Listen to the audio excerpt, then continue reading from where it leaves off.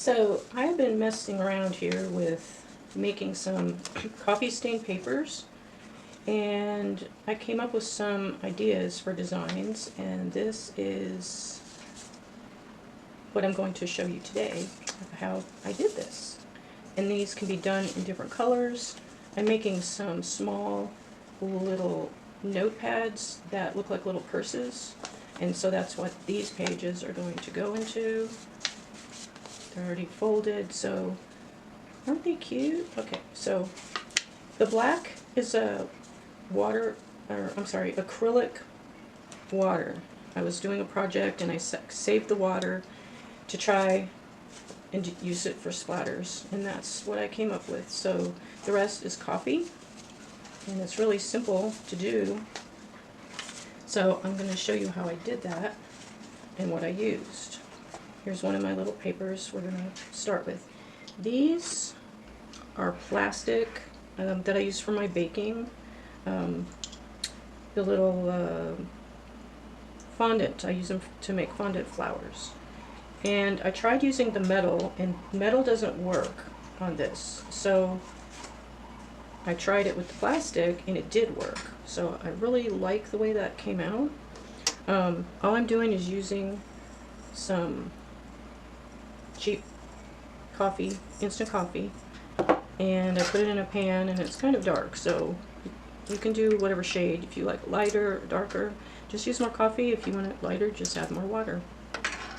I also put this coffee grounds, and the reason it's in here is because I smash them up into fine powder and I drop it onto the really wet spots, and that's how I came up with, you know, this kind of look here.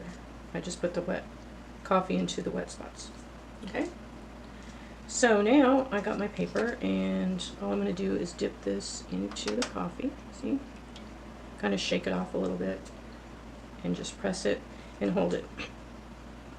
Now this paper that I have, I don't know the brand or anything because I don't have the cover for it, but it's a light gray, and it's very cloth-like.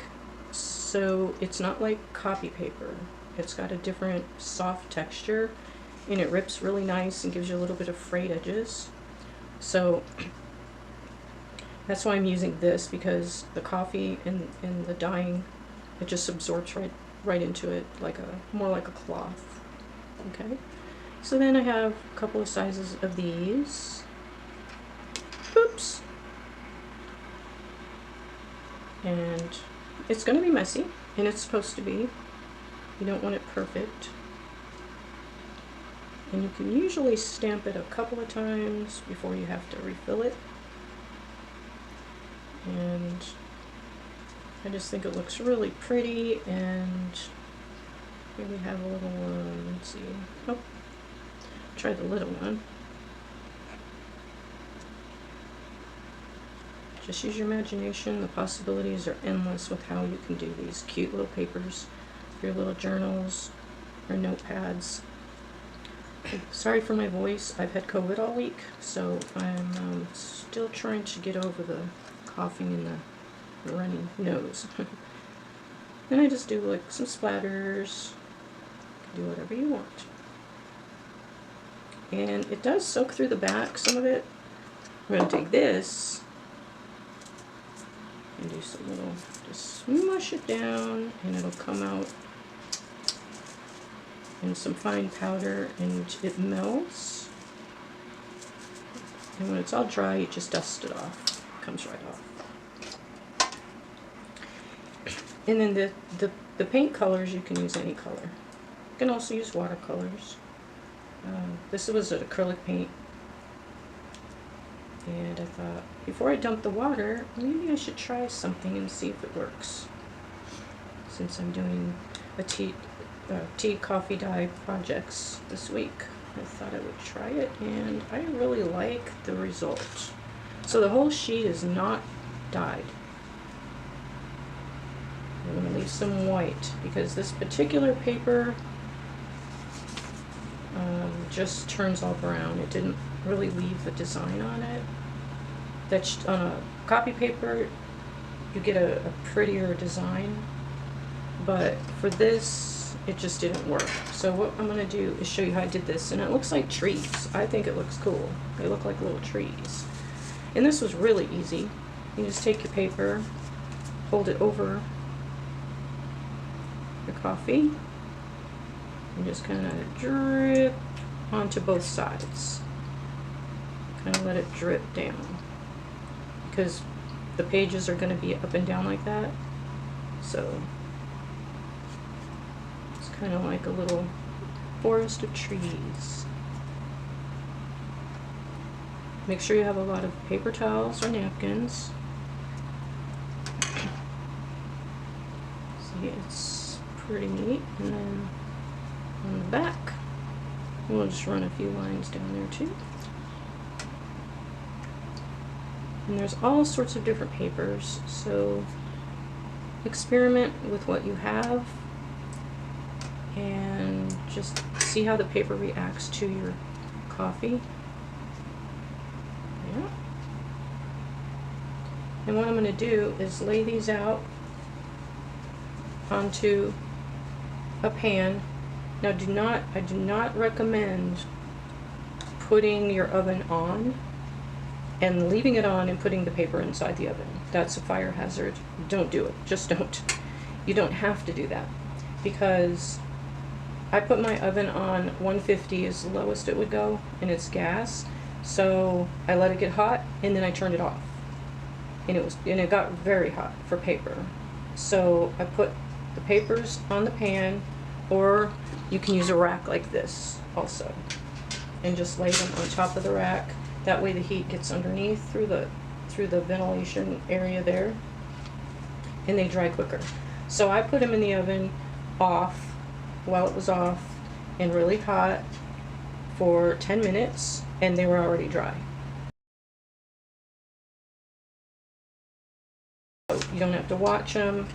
Just make sure they don't fall into the stove.